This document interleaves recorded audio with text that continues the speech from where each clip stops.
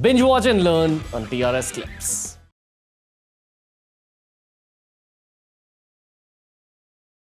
How are you guys looking at that minority which is like criticizing you guys constantly and not even listening or not even open to what you guys are doing? No, no. Look, we live in a democracy. We are the world's oldest democracy. We are the world's largest democracy, and so therefore, some amount of dissent, some amount of pushback, cynicism, skepticism is inevitable in a democracy. But to a large part, uh, in our democracy, for several years and decades, people have propagandized, and that propaganda has stuck in people's heads about our party being anti this or anti this or anti that. And it takes a lot of patient engagement to tell people who we really are and what our intentions are and what our ideology is. So we do that. Now, for example, I spend a lot of time now, for example, during the Karnataka election, I'll explain to you what my campaigning was like.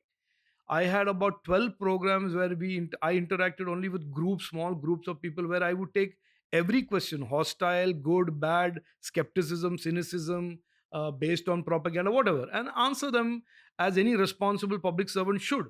If you ask me a tough question and say, I think you are, doing this, all this is Havabaji and this is all nonsense, nothing is really happening, I will sit down with you. It is my duty to explain to you. So we really, the best way to convince anybody who is a critic is to understand what he or she is upset about, what he or she believes or disbelieves, and try and shed the truth on it. If there is certainly something that he or she think that we have done wrong, okay.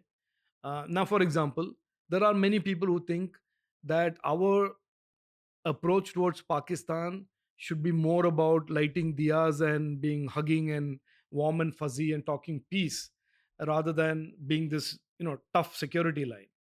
And it is a point of view. Accepting that anybody who deals with Pakistan must to understand that that is not a country that is responds very well to coaxing and cajoling.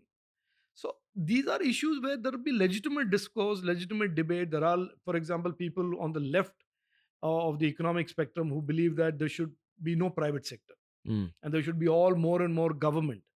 There should be more and more socialism. That is a legitimate political ideology.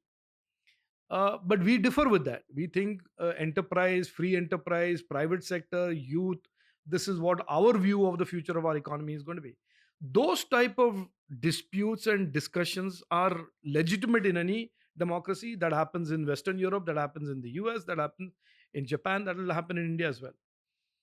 But where I take a lot of time to explain to people is when they have misgivings based on false information or misinformation. Modi ji is against the community. BJP is against somebody. There is no basis for it. And I always say, you look at the last 9 years of our track record, there is no discrimination, there is equitable access, inclusion of the best kind to everybody, regardless of gender, region, geography, faith. And if you can point out one example, then I'm willing to say, fine, you are right. So that is the only way to engage. There is no reason to get angry. There is no need to get upset.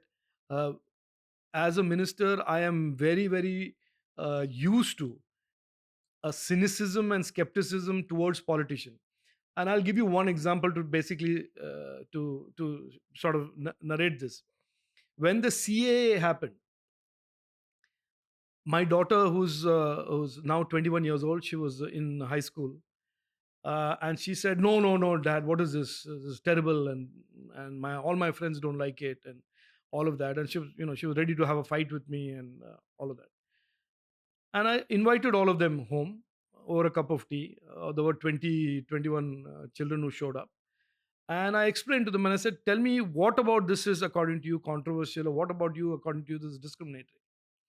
But after that reasoned discussion, they were fine, excepting for one or two who really were, in a sense, invested in the left ideology and deliberately wanted to disbelieve the intention. Why don't you give a gist of what you told them? I told them, look, there is nothing in the CA, for example, that says this person should not be allowed, that person should not be allowed. All this is saying is those who want refuge in India from from regimes that are known to be discriminating against those religions, whether they're Buddhists, they're Christians, they're Hindus, we should give them the right to have safe refuge in India, which is not to the exclusion of anybody else. There is no exclusion of anybody, of any community, any religion to seek asylum in India and seek immigration into India. So this was explained to them and they understood it. And so I think increasingly, as you take difficult decisions that have been put under the carpet for decades because people felt it is not politically correct, uh, you will always have people who basically say, no, no, but you're doing this for this reason. Mm. Okay. And this government believes that we will explain it. We are holding ourselves open to any kind of scrutiny and any kind of report carding that you want. We will give you the facts, we will give you the truth. And if you persist that despite knowing the truth, you don't want to like us, Yeah. then I can't help. I can't do anything about that. I mean, the one thing I've understood through the show is that the anti-BJP narrative is that you guys don't want minorities Yeah, to. yeah. And I say, boss, मुझे बताओ ना. What is it? Whether it is building homes for the poor, whether it is giving water supply, whether it is where is it that we say anything that is remotely even coming into that territory? Yeah. The narratives I've heard Hmm? after talking to all you guys is everyone is very, I hate using this word, but entrepreneurial. And I think India's at that point where we need to be entrepreneurial and united. But people who want to see the BJP fall will use this narrative as a marketing campaign and say that, look, these people are Yeah, against so Ranveer, I'll minorities. tend to explain this in a very simple way. We are trying to build, and our narrative is about the future of India. Okay. We are building a future that is full of opportunity and hope For everyone. for everyone. And that is why Sabka Saath, Sabka Vikas is a very important statement of intent. Yeah. So we are building this beautiful future where you are not limited by the system, you are not held back, you are competing globally, and we are building this story narrative about the future with our current work. But there are many people today, we are a 75-year-old democracy. There are many people who would like to pull the country back into the same old politics of the 65 years. Divide and rule. Divide, rule, create suspicion, create fear, perpetuate fault lines. Fault lines have existed in our societies for decades and centuries. Yeah. We don't want to talk about the fault line. We want to talk about the future of India where those fault lines don't matter. Yeah. But there are people who want to constantly bring up the fault line. So, we say, and I think we are seeing in election after election, majority of the people, if not 100%, certainly want to look at the future, look at building a better future for their children, for their next generation, rather than get dragged back into the same old tu मैं about the fault lines. ये कब तक हम fault line के बारे में बात करेंगे? We Yeah. have to talk about the future. Yeah. I think there's three primary thought leaders here who are actually trying to bite at you guys. One's journalists who have just taken on that thing of being against the Mhm. BJP.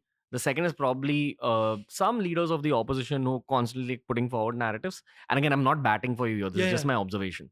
Third is content creators. And I also feel everyone is entitled to their own opinion. But as consumers, you need to read between the lines. For me, this whole trip of talking to you guys in the cabinet, I've constantly read between the lines and I can genuinely vouch for how much you guys want to take the country forward for the next generation. Yeah. So, Ravi, we are an interesting country in a different way. I'll tell you why. We are 1.2 billion Indians, and 1.2 billion Indians are all using the internet and will use the internet. So, even if 1% have a problem with the government, imagine the number. It is 12 million. You understand? So, from an internet standpoint, having one guy say, one person on an influencer saying repeatedly negative things about the government will certainly find himself with at least 1%, 2%, which is 24 million, 36 million people. Mm. So, there is no such thing as a small audience in India. And so, we have done many, many experiments and trials in the ministry today. Anything that is misinformation, if you use your platform to say something totally wrong, but it is very, very explosive, it will go viral 10x, 15x at the velocity, and it'll reach an audience maybe even 100 times more than what a regular content will reach. If I was sitting here and you were asking me questions and I was only abusing some opposition leaders, I can certainly tell you, you'll get more eyeballs and more virality on that content. Meme material. Yeah, exactly. So I think that is the nature of what the internet has created. The dynamics are there, that it is noisy, It is going to be extremely noisy and verbose. And on top of it, we are a democracy which encourages debate and dissent. So we should not get, I don't get particularly perturbed when I put something, I get 100 people giving me gyan about what I put. You have to learn to basically blank out the toxicity, blank out noise, stay focused on what is good, what is positive on the internet. And the internet is certainly a place that if you don't go searching for positivity and get swayed by negativity and toxicity, you will get led astray and then get sucked into that. Yeah. So I always caution people, we don't want to censor, we don't want to do any of that, but use your common sense. Don't get led by the nose by somebody who's out there only to provoke, to incite. God has given us a brain. That brain should be fully used and exercised when you're trolling Yeah. and trolling the internet, crawling the internet. Also, I feel you shouldn't have extremely sharp opinions. Try Yeah. breaking it down. Try steel manning the argument.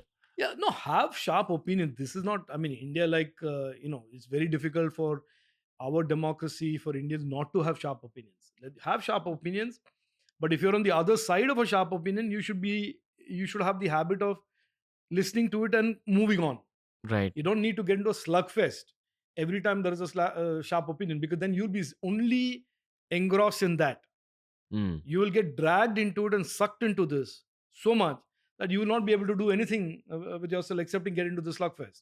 And the anonymity of internet use today on social media platform, everybody's anonymous, lends itself to much more bravado and hubris and volatility and toxicity than otherwise would be possible if you and me were sitting in a room. We may disagree, but I will not get into that level of tu meme because I'd worry that you know taekwondo or some martial art, and I'll certainly restrain myself. In the internet, that is not there. So I always tell people, look, it is the nature of the beast. Learn to live with the beast. So these are playlists made especially for you. We've tailor-made learning experiences for you. The RS clips.